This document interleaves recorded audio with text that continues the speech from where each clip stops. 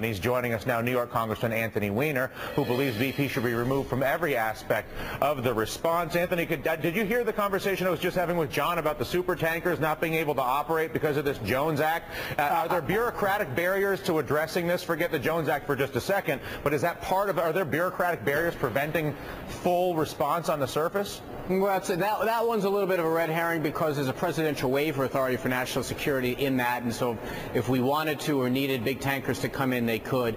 You know, I'll be honest with you. I mean, first of all, about your introduction, by no means do I think BP should be taken out of this, but they should have no decision-making authority. They shouldn't be deciding who gets a claim. They shouldn't be deciding what resources go where. They shouldn't be deciding where an MSNBC camera can go. The idea that we have any authority still granted to BP is my problem.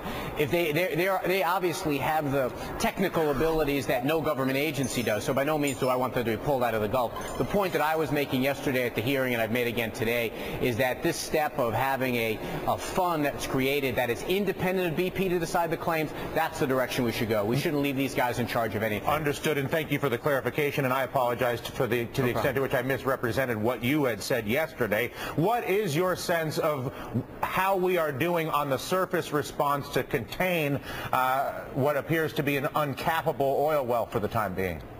Well, you know, I'm like a lot of Americans who believe in some of the rhetoric that the president used last night, that we're capable of doing anything in this country.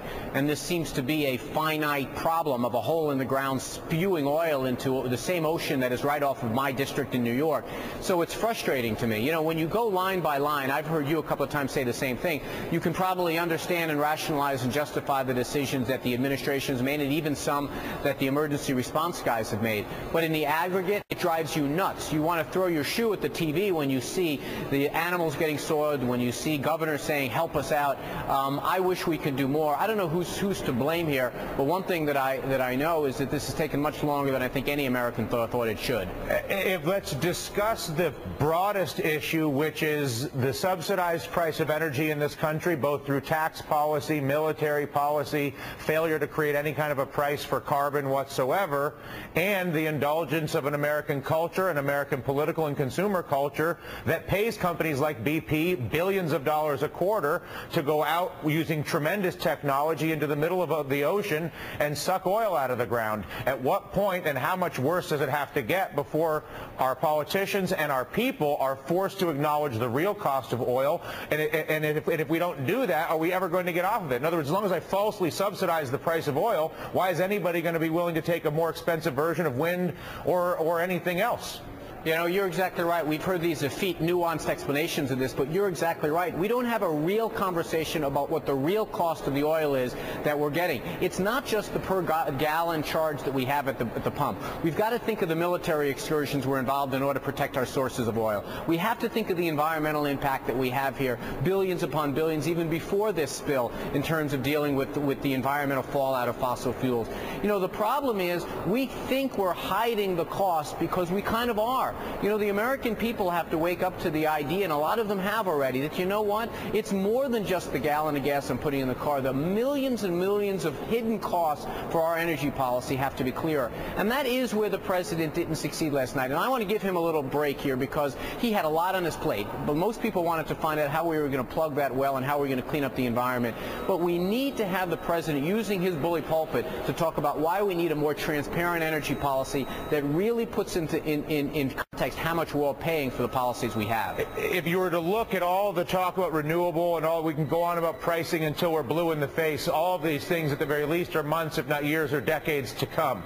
On the other side of the coin, however, is the matter of consumption. We're 4 gallons for every 1 gallon of gasoline consumed by every other person on this planet. From lights that are left on in rooms that are unoccupied to tires that are uninflated. I'm sure you've seen lists. I won't subject you to it. But could we not come out with an efficiency now agenda as opposed to sitting here twiddling our thumbs waiting for wind power? Well, the answer is yes, but I think we have to do something else, and it's at the foundation of the discussion you've been having this afternoon. We have to tell the American people in an honest way the true cost of our lack of an energy policy here. We have to make sure to include all the billions and billions of dollars in our excursions overseas. We quite literally now, with our energy policy, are paying for Iran to develop nuclear weapons. Bottom line. Our relationships with Saudi Arabia are built upon oil, and it has allowed us to have the funding for Al-Qaeda. Bottom line. If the American people understand those costs, the marketplace will work. We will consume less oil because we'll understand the true cost. Right now, we kind of have it both ways. We get to have our pickup truck, and we get to have relatively low gas prices compared to the rest of the world. Yeah, listen, Congressman, you and I are clearly on the same page. You have obviously my support in your efforts to try to deal with this, and we encourage anything and everything that you can do to help solve these problems. Truly. Thank you, Anthony. Thank you, Dylan.